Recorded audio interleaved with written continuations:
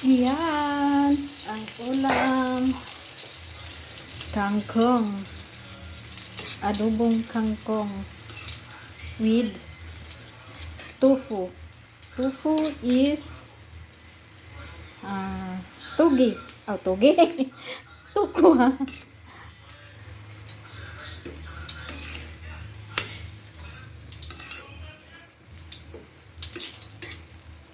Ginisa ko lang siya sa bawang sibuyas kamatis, guys. Ayan.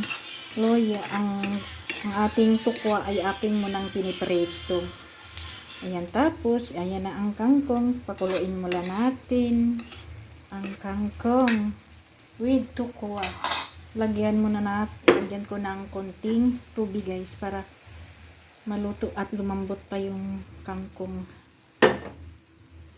Ayan ang kangkong. Yummy adobong kangkong.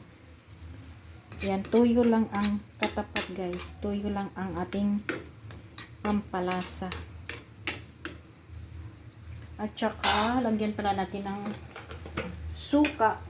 Konting suka kasi adobo nga, diba? Suka, konti.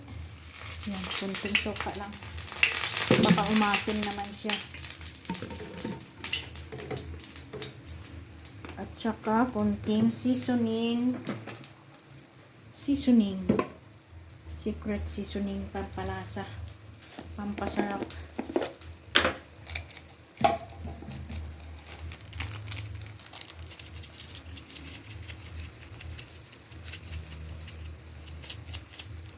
Ayan. Tama na yan, konti lang.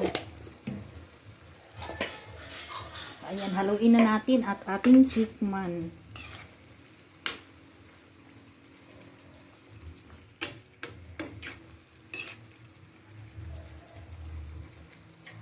Simpleng ulam na tipid pa siya at mura na ulam.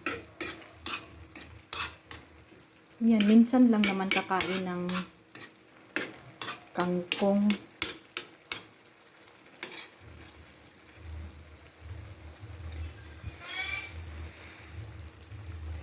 Ayan, tama na ang lasa niya. Thank you for watching. Adobong kangkong with tofu. Tofu is tikwa. Yan, guys, ang ulam sa tanghalian with matching pritong galunggong. Ayan, pares na sila, guys. Kailangan talaga mayroon sa pares ang ulam.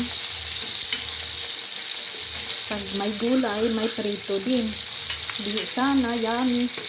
Yummy yan. Sana all. May gulay na, may prito pa. Di wow.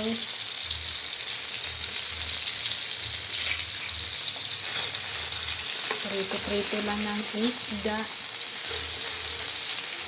Ayan, para sa tanghalian. Simpleng ulam, pero yummy. Thank you for watching.